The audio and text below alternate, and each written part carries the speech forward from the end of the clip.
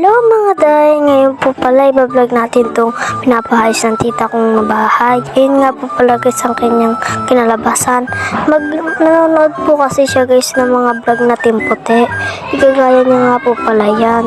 Ayun nga po pala guys ang kanyang kalabasan. Ayun nga po pala yung aktanan. Aayusin pa po nga pala yan. Yan nga po di ba may gumagawa guys. Yan po, akit na po ako dyan. May alambre po kasi po dyan po muna nilagay. Yung mga bata, ayan po guys, yung mga bata po nila, nakukulit po nila Rio. Kaya po yan, naglalaro lang po sila.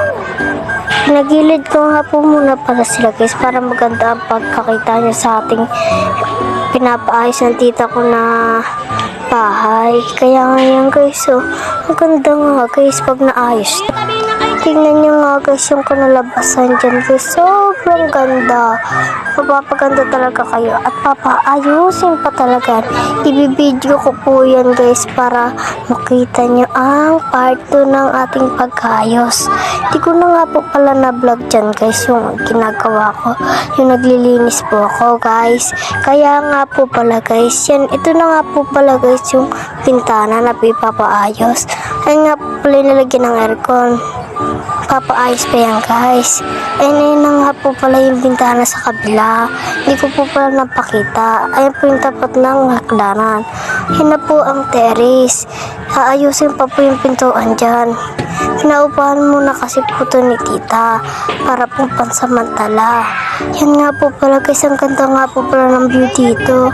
Yan guys, oh. Yan guys, hindi ko na nga po pala dyan yung naano guys ang ating mga pagwawalis. Kaya nga yan guys, tignan nyo.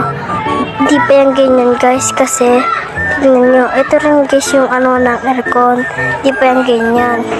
Yan guys, ayun nga po pala yung gagawan rin po ng mga pang ano guys. May mga lumot na nga po. At ito nga po pala guys ang view natin dito guys. Ang ganda. Super ganda. Mapapaano talaga kayo. At tapat nyo lang po ang court. Half court lang po ang tawag dyan. Kasi po, yan po. Hindi naman po kasi siya kalakihan. Kaya po half court. Yan nga po pala guys. Ang ganda. Guys,